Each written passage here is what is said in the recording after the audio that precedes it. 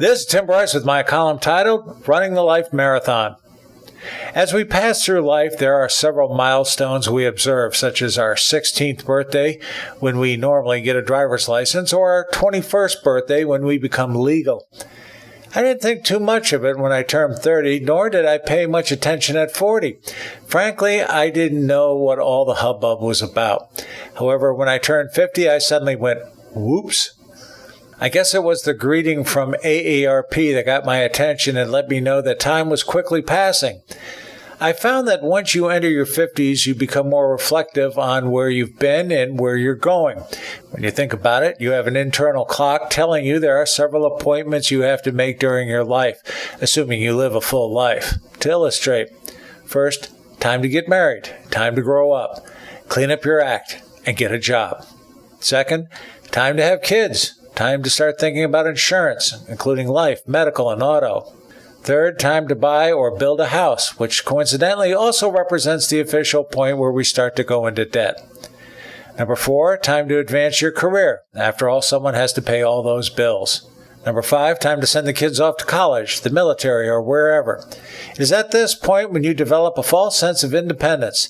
Even as the kids move away, they still depend on you for guidance, advice, and a few bucks, and anything around the house that isn't nailed down. Number 6, time to get the kids married off. Time to get a bank loan, particularly if you are the father of the bride. Number 7, time to retire, which is also when you make plans for your demise.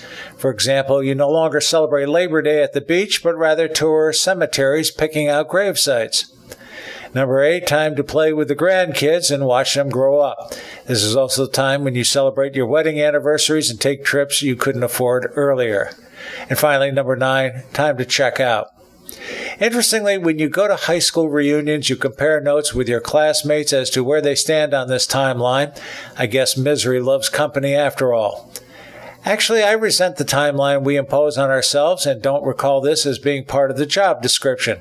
It's kind of like saying, all right, come on, do this, do that, move along. Don't forget to do this as well. Move along, keep going.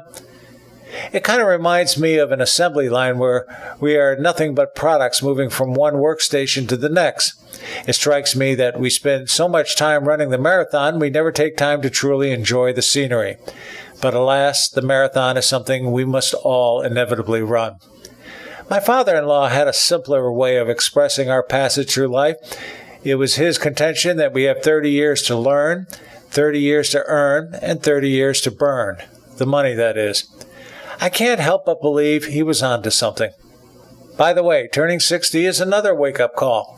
Interestingly, you find the physical pains of life intensify, you no longer care about being politically correct, and you certainly do not impress easily anymore as you've seen too much.